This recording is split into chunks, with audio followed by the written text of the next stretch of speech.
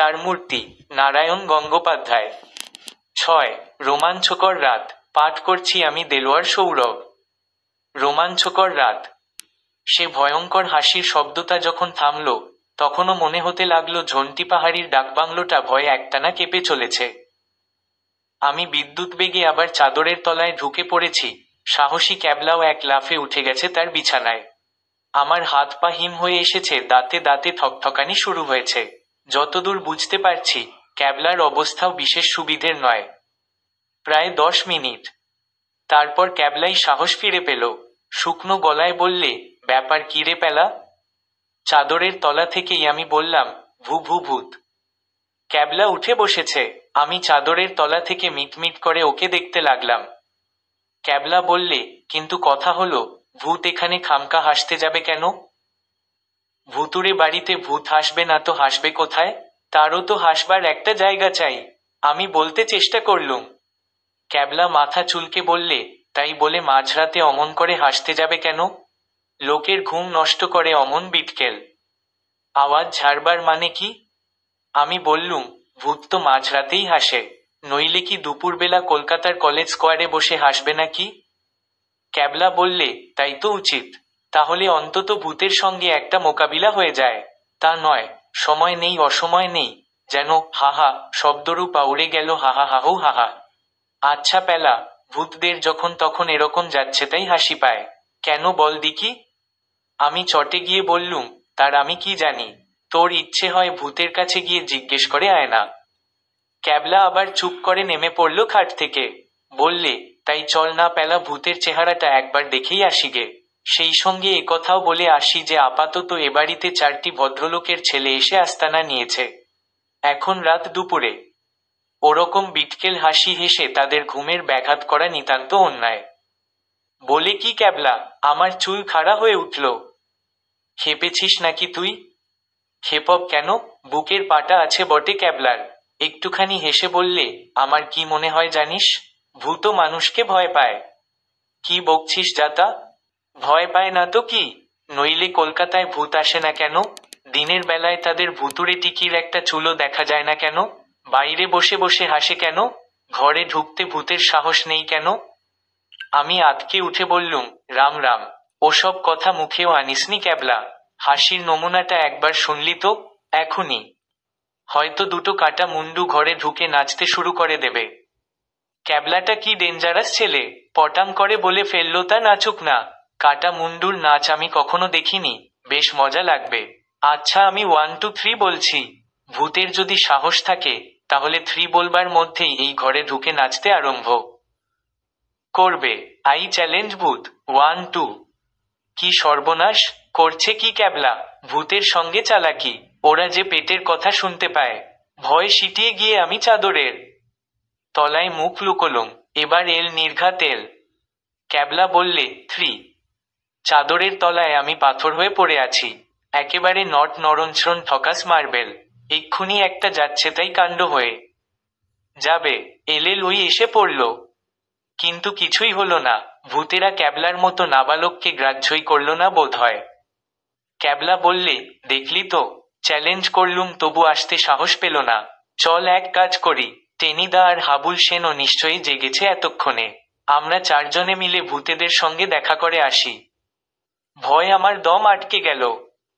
ক্যাবলা, তুই নির্ঘাত মারা যাবি। ক্যাবলা কর্ণপাত করল না, সোজা এসে আমার হাত ধরে হ্যাচকা টান মারলে। ওঠ। আমি প্রাণপণে চাদর টেনে বিছানা আঁকড়ে রইলুম। কি পাগলামি হচ্ছে ক্যাবলা, যা শুয়ে পড়। ক্যাবলা নাছোড়বান্দা, ওর ঘাড়ে ভূতি চেপে বসেছে নাকি কে জানে। আমাকে হিড়হিড় করে টানতে টানতে বললে, ওঠ বলছি। ভূতে মাঝরাতে আমাদের ঘুম ভাঙিয়ে দেবে আর আমরা চুপটি করে সয়ে যাব। সে হতেই পারে না, ওঠ ওঠ শিগগির। এমন করে টানতে লাগলো যে চাদর বিছানা শুন্ধু আমাকে ধপাস করে মেঝেতে ফেলে দিলে। এই ক্যাবলা, কি হচ্ছে? ক্যাবলা কোনো কথা শোনবার পাত্রই নয়, টেনে আমাকে দাঁড় করিয়ে দিলে। বললে, চল দেখি, পাশের ঘরে টেনিদা আর হাবুল কি করছে। বলে লণ্ঠনটা তুলে নিলে। অগত্যা রাম রাম দুর্গা দুর্গা বলে আমি ক্যাবলার সঙ্গেই চললুম। ও যদি লণ্ঠন নিয়ে ঘর থেকে বেরিয়ে যায় তাহলে এক সেকেন্ডও আর আমি ঘরে থাকতে পারবো না।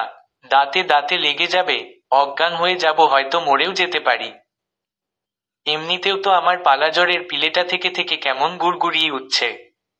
পাশের দরজাটা খোলাই ছিল। ওদের ঘরে ঢুকেই ক্যাবলা চেঁচিয়ে উঠল, এ কি, ওরা গেল কোথায়? তাই তো কেউ নেই, দুটো বিছানাই খালি, না টেনিদা না হাবুল, অথচ দুটো ঘরের মাঝের দরজা ছাড়া আর সমস্ত জানালা দরজাই বন্ধ, আমাদের ঘরের ভেতর দিয়ে ছাড়া। ওদের তো আর বেরুবার পথ নেই। ক্যাবলা বললে, গেল কোথায় বল দিকি।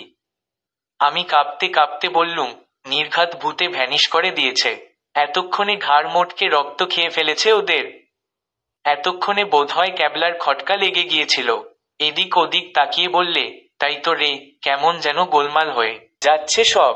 দুটো জলজ্যান্ত মানুষ হাওয়ায় মিলিয়ে গেল নাকি।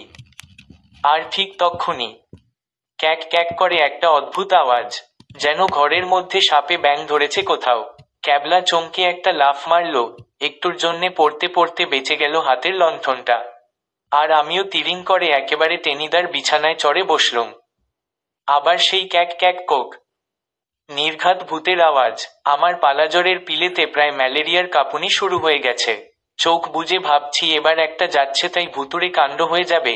ঠিক সেই সময় হঠাৎ বেখাপ্পাভাবে ক্যাবলা হা হা করে হেসে উঠল। চমকে তাকিয়ে দেখি, লণ্ঠনটা নিয়ে হাবুলের খাটের তলায় ঝুঁকে রয়েছে ক্যাবলা। তেমনি বেয়ারাভাবে হাসতে হাসতে বললে, দেখ প্যালা, আমাদের লিডার টেনিদা আর হাবুলের কাণ্ড।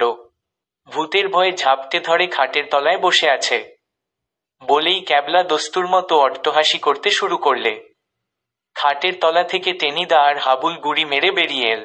দুজনেরই নাকে মুখে ধুলো আর মাকড়সার ঝুল। টেনিদার খাড়ার মতো নাকটা সামনের দিকে ঝুলে পড়েছে, আর হাবুল সেনের চোখ দুটো ছানাবড়ার মতো গোল গোল হয়ে প্রায় আকাশে চড়ে বসে আছে। ক্যাবলা বললে, টেনিদা, এই বীরত্ব তোমার। তুমি আমাদের দলপতি, আমাদের পটলডাঙ্গার হিরোগড়ের মাঠে গোড়া পিটিয়ে চ্যাম্পিয়ন। টেনিদা তখন সামলে নিয়েছে। নাক থেকে ঝুল ঝাড়তে ঝাড়তে বললে, থামো থামো, মেলা ফ্যাচ ফ্যাচ করিসনি। আমরা খাটের তলায় ঢুকেছিলুম একটা মতলব নিয়ে। হাবুলের কাঁধের ওপর একটা আরশোলা হাঁটছিল। হাবুল টোকা মেরে সেটাকে দূরে ছিটকে দিয়ে বলল, হহ, আমাগো একটা মতলব আছিল। ক্যাবলা বললে, শুনি না কেয়া মতলব সেটা, বাতলাও। ক্যাবলা অনেকদিন পশ্চিমে ছিল, কথায় কথায় ওর রাষ্ট্রভাষা বেরিয়ে পড়ে দু একটা। টেনিদা তখন সাহস পেয়ে জুত করে বিছানার ওপর উঠে বসেছে। বেশ ডাটের মাথায় বললে, বুঝলি না, আমরা খাটের তলায় বসে ওয়াচ করছিলুম, যদি একটা ভূত টুত ঘরের মধ্যে ঢোকে। হাবুল টেনিদার মুখের কথা কেড়ে নিয়ে বললে, তখন দুইজনে মিল্লা ভূতের পা ধইরা একটা হ্যাচকা টান মারুম আর ভূতে। টেনিদা বললে, একদম ফ্ল্যাট। ক্যাবলা খিকখিক করে হাসতে লাগলো। টেনিদা চটে গিয়ে বললে, অমন করে হাসছিস যে ক্যাবলা, জানিস ওতে আমার ইনসাল্ট হচ্ছে। টেক কেয়ার, গুরুজনকে যদি অমন করে তুরু করবি, তাহলে চটে গিয়ে এমন একখানা মুগ্ধবোধ বসিয়ে দেব। টেনিদা বোধহয় ক্যাবলার নাকে একটা মুগ্ধবোধ বসাবার কথাই ভাবছিল, সেই সময় আবার একটা ভীষণ কাণ্ড ঘটল। পাশের জানালাটার কাছে ঝনঝন করে শব্দ হলো একটা। কতকগুলো ভাঙা কাঁচ ছিটকে পড়ল চারিদিকে, আর সঙ্গে সঙ্গে মধ্যে সাদা বলের মতো কি একটা ঠিকরে পড়ল, এসে একেবারে ক্যাবলার পায়ের কাছে গড়িয়ে এল। আর লণ্ঠনের আলোয় স্পষ্ট দেখলুম ওটা আর কিছু নয়, স্রেফ মরার মাথার খুলি। ওরে দাদা! আমি মেঝেতে ফ্ল্যাট হলুম সঙ্গে সঙ্গেই। হাবুল আর টেনিদা বিদ্যুৎ বেগে আবার খাটের তলায় অদৃশ্য হলো, শুধু লণ্ঠন হাতে করে। ক্যাবলা ঠায় দাঁড়িয়ে রইল, শুয়ে পড়ল না, বসেও পড়ল না। সঙ্গে সঙ্গে আবার সেই পৈশাচিক অট্টহাসি উঠল। সেই হাসির সঙ্গে থরথর করে কাঁপতে লাগলো ঝন্টি পাহাড়ির ডাকবাংলো।